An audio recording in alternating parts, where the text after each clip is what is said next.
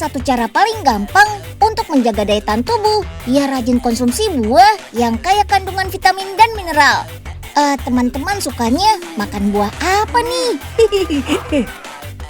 Nah, biar nggak bosan sama buah yang itu-itu aja, Unyil punya buah biwa yang dikenal juga dengan nama anggur Batak. Disebut anggur Batak karena buah biwa banyak dijumpai di tanah Batak. Struktur tanah yang baik dan udara sejuk cocok untuk budidaya buah biwa.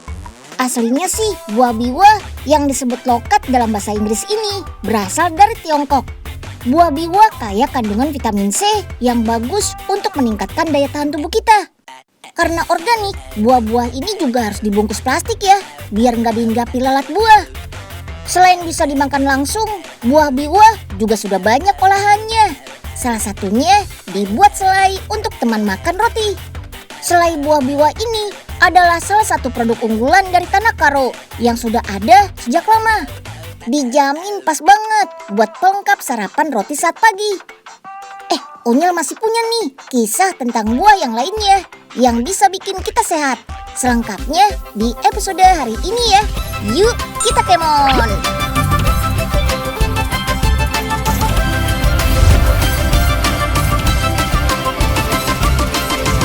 Si Unyil, yuk kita kemon! Mengonsumsi jus buah dan sayur banyak manfaatnya loh. Yang pasti sih, kandungan gizi dari buah dan sayur bisa terserap ke dalam tubuh kita dengan mudah. Kalau yang ini sih bukan jus buah biasa ya. Ini adalah smoothies. Teksturnya lebih kental dan bisa bikin kenyang lebih lama. Karena beda sama jus biasa, bikin smoothies tuh bisa dibilang gampang-gampang susah. Tapi kalau bikinnya dari smoothies pack kayak gini sih, lebih gampang ya. Gak perlu ribet nyiapin aneka macam buah. Cukup buka kemasan dan tuang ke dalam blender berisi air. Wush, dalam sekejap smoothies siap dinikmati. Aneka buah yang digunakan untuk smoothies pack ini dijamin kualitas dan kesegarannya. Meski bikinnya sama-sama di blender, jus dan smoothies tuh beda loh. Dari teksturnya, jus jauh lebih cair karena hanya sari buah atau sayur saja yang digunakan. Sedangkan smoothies lebih kental karena bahan yang digunakan biasanya dalam keadaan beku. Untuk membuat smoothies, ampas buah juga di blender. Makanya serat pada smoothies jauh lebih tinggi dibanding jus. Tekstur yang lebih padat dan kaya serat mampu membuat rasa kenyang lebih lama loh. Buah-buahan inilah yang dipakai untuk membuat smoothies. Dari luar sih tampilan buah-buahan ini memang gak bagus ya. Tapi tenang, kualitas dan nutrisi di dalam buah masih tetap baik kok. Konsep ini biasa dikenal dengan sebutan zero waste, yaitu memanfaatkan bahan makanan sampai titik penghabisan. Tujuannya sih supaya makanan ataupun bahan makanan gak terbuang sia-sia. Dengan menerapkan konsep zero waste, kita bisa lebih menghargai dan memanfaatkan makanan dengan baik. Sebelum diolah lebih lanjut, buah-buahnya tetap harus disortir dulu ya. Jika ada yang tidak layak dikonsumsi sih, tetap harus dipisahkan. Selanjutnya, cuci buah hingga bersih. Selain membersihkan dari sisa-sisa tanah, bakteri yang menempel juga harus dibersihkan supaya higienis. Oke deh, potong daging buahnya. By the way, ada yang tahu manfaat apa yang kita dapat jika rutin mengkonsumsi smoothies? Mulai dari meningkatnya sistem kekebalan tubuh, membantu menurunkan berat badan, dan membersihkan pencernaan, serta mampu memberikan kesehatan kulit agar lebih bercahaya. Bikin kulit glowing gitu deh. Meski menyehatkan, minum smoothies tetap harus diimbangi dengan mengkonsumsi makanan padat ya. Soalnya smoothies hanya melengkapi asupan gizi yang kita butuhkan dalam sehari. Karena belum tentu makanan yang kita konsumsi bisa melengkapi kebutuhan gizi kita. Smoothies juga tidak disarankan untuk menggantikan sarapan ya. Karena asupan padat pada pagi hari sangat penting sebagai sumber energi. Nah, potongan buah yang sudah dikemas harus segera masuk ke dalam lemari pembeku nih untuk menjaga buah agar tetap segar. Buah beku inilah yang siap diolah jadi smoothies. Cara pengawetan alami dengan cara dibekukan mampu membuat buah bertahan lebih dari 6 bulan loh. Syaratnya gak boleh dikeluarkan dari lemari pendingin dalam waktu lama yang dapat menghilangkan kesegarannya.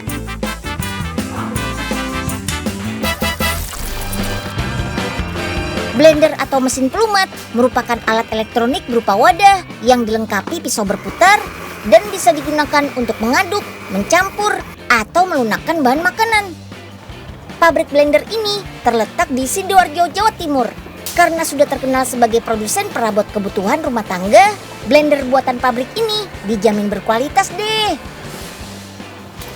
Blender terdiri dari 3 bagian utama. Pertama, body blender yang berisi komponen listrik dan motor penggerak. Yang kedua, ada mata pisau.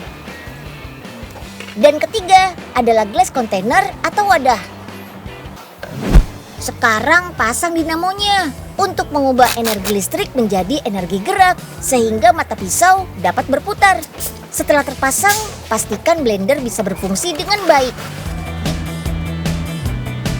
Wadah blender terbuat dari kaca dan plastik.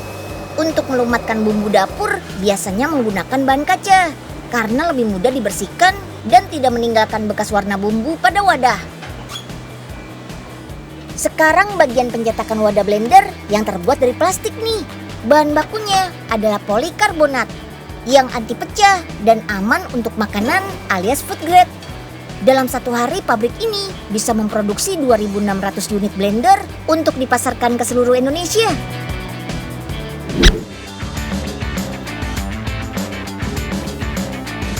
Bikin jus buah dan sayur sendiri di rumah bisa juga loh. Pakai blender biasa juga sudah bisa bikin jus yang segar dan menyehatkan kok. Yang penting pakai buah dan sayur yang berkualitas. Seperti jus kombinasi sayur dan buah yang akan kita buat ini nih. Kandungan vitamin pada buah dan sayur bermanfaat untuk menjaga daya tahan tubuh biar gak gampang sakit. Sementara kandungan seratnya juga bikin perut bisa kenyang lebih lama. Cocok banget nih buat yang lagi diet. Kalau komposisi buah dan sayurnya tepat, rasanya sudah pasti enak kok. Jadi nggak perlu menambahkan pemanis seperti gula, apalagi pemanis buatan. Karena terbuat dari bahan alami, jus ini aman banget dikonsumsi setiap hari. Aduh Melani, lama banget sih bikin jusnya. Aduh, Unyil. Kalau mau cepat ya bikin sendiri aja lah. Yah, Melan. Wah, pas banget. Unyil dan Melani lagi buat jus. Berarti bisa sekalian uji coba penemuan terbaru Profesor nih. Wah, penemuan apa lagi, Prof? Oh, ini adalah cairan penambah nutrisi. Terus caranya gimana, Prof? Oh, gampang Melani. Tinggal tuang ke dalam jus, lalu kita lihat reaksinya. Jus Melani jadi berantakan. Aduh, berasal dari mana, Prof? Ambiar semuanya nih. Waduh iya, ya maksud Profesor berhasil bikin berantakan.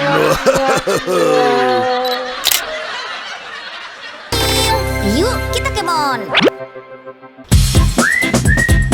Untuk sampai ke tangan konsumen, buah tuh harus melewati perjalanan panjang. Dimulai dari saat panen.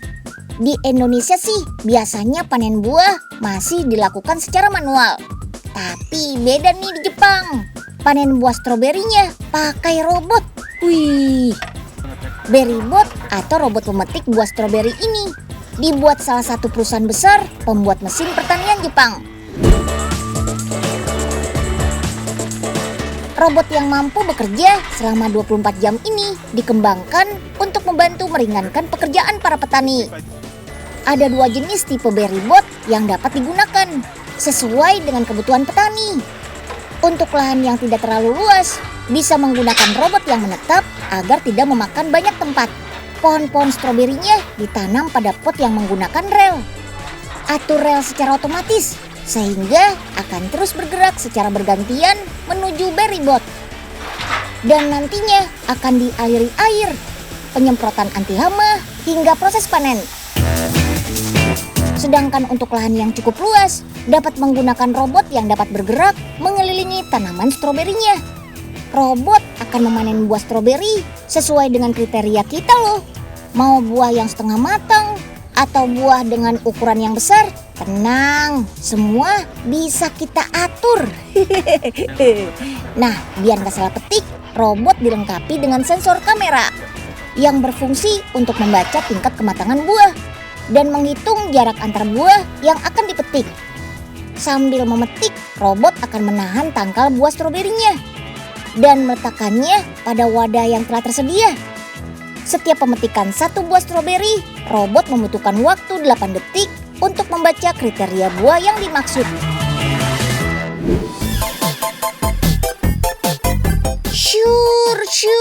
Syur. Wah, buah-buah dan sayur ini mau dibawa kemana ya? Hah, kok pakai di terawang segala sih? Kayak batu aja. Masih dari Jepang nih. Selain kecanggihan robot pemetik buah, ada juga loh mesin untuk mensortir kualitas dan ukuran buah. Hampir 70% perusahaan pemasok buah dan sayuran di Jepang menggunakan bantuan mesin pensortir ini untuk mendeteksi kualitas hasil kebun.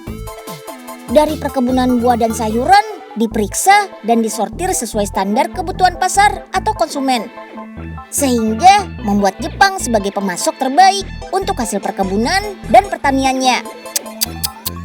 Hebat! Semua hasil kebun akan terpisah secara otomatis dengan bantuan komputer. Buah dan sayur akan terbaca dan terbagi berdasarkan grade-nya, dari yang kurang baik hingga yang berkualitas sangat baik. Nah, untuk pensortiran buah, biasanya pada konveyor diberi ban khusus agar buah tetap terjaga dan tidak rusak akibat gesekan.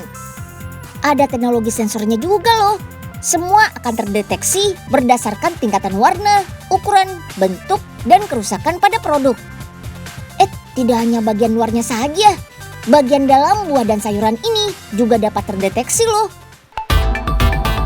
Dengan bantuan sensor sinar infrared, sensor ini mampu mendeteksi kualitas produk, mulai dari tingkat kadar gula, keasaman, dan kematangannya.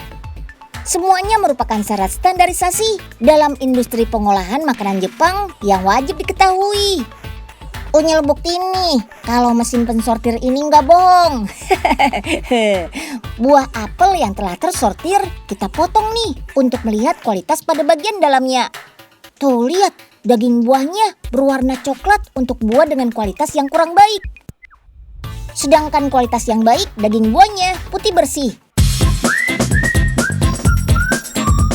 Untuk buah semangka, beda lagi sortirnya. Selain sistem sensor, mesin juga memakai inspection equipment untuk mengecek rongga pada daging buah. Wush, wah cepat banget. Namun dengan tekanan yang ringan, mesin juga mampu menganalisis tingkat kematangan daging buah. Untuk pengemasan buah semangkanya menggunakan vakum ya, biar tetap segar. Ada juga pensortiran untuk daun loh. Ini adalah daun kemangi khas Jepang yang biasa dikenal dengan sebutan oba. Mesin pensortirnya sangat berbeda, banyak menggunakan tenaga robot untuk memilahnya, yang menggunakan kamera CCD presisi atau sensor pengukuran laser berkecepatan tinggi. Daun akan diurutkan dengan menyelaraskan batch daun atau tangkainya. Nah, pabrik pembuatan mesin pensortir ini berada di Hamamatsu, Shizuoka, Jepang. Pembuatan mesin dilakukan berdasarkan pesanan, karena hampir tiap perusahaan pemesan memiliki rancangan mesin sendiri. Mesin dirancang untuk memudahkan pemilihan secara otomatis pada produk hasil kebun dan pertanian. Apalagi biaya operasionalnya cukup rendah. Wah, selain hemat tenaga, juga hemat biaya.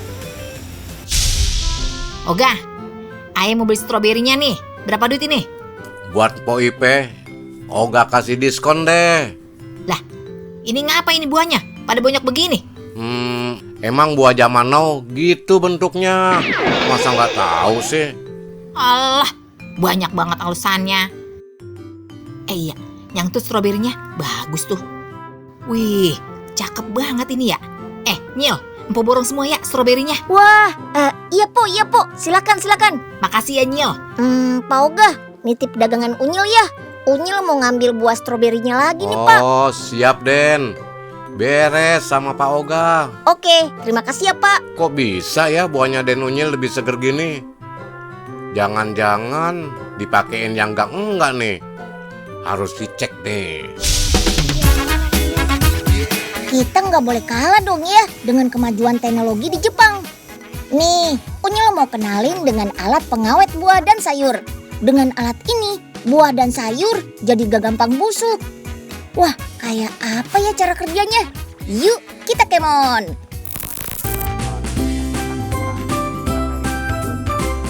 Disinilah alat untuk mengawetkan buah dan sayur diciptakan.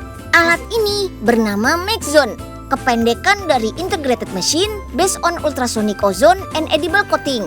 Mesin ini dilengkapi beberapa komponen elektronik. Misalnya alat ozon generator ini yang berfungsi untuk menghasilkan ozon untuk membunuh bakteri. Penggunaan ozon sebagai zat aktif lebih aman daripada formalin. Mesin ini masih berupa purwarupa, jadi masih menggunakan barang-barang di sekitar seperti pengering rambut ini. Ya udah deh, kalian penasaran kan cara kerja mesin ini kayak gimana? Yuk, langsung saja deh kita coba praktekin. Kak, cara gunainnya gimana? Yang pertama ini dibuka dulu. Pertama, buah dibersihkan dulu nih sama air di panci yang dikasih gelombang ultrason dan ozon.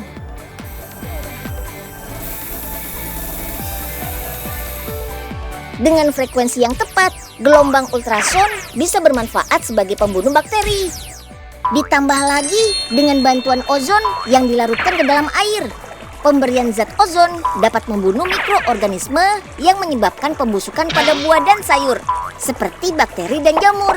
Selain itu, pestisida yang menempel pada buah juga akan larut bersama air. Jadi buahnya aman untuk dikonsumsi. Proses ini membutuhkan waktu 5 menit. Buahnya jadi lebih bersih dan lebih awet deh. Kan tolong nyalain yang ultrasonic coatingnya ya, buat pelapisan. Lanjut ke proses ultrason coating, yaitu pelapisan permukaan buah menggunakan karagen. Karagen merupakan senyawa yang didapat dari ekstrak rumput laut. Makanya setelah mengering, lapisan karagen yang bakal mengeras seperti agar-agar, kayak gini. Pemberian lapisan ini bakal menutupi permukaan, sehingga buah terlindungi dari proses kerusakan akibat pengaruh fisik, kimiawi, mikrobiologis seperti virus dan bakteri dari udara bebas. Kalau nggak percaya, nih, lihat hasil perbandingannya. Daging buah apel tanpa lapisan karagenan terlihat lebih kecoklatan kan? Itu artinya lapisan karagenan berhasil menghambat proses pembusukan akibat reaksi dari luar. Penggunaan karagenan termasuk aman kok. Buah bisa langsung dimakan tanpa mengubah rasa dan tekstur buahnya. Buah-buahan gak sekedar enak dan baik buat kesehatan kita saja loh. Limbah kulitnya juga bisa memberi kita manfaat lebih. Wah, seperti apa ya? Yuk kita cari tahu dari Kak Arsa. Come on!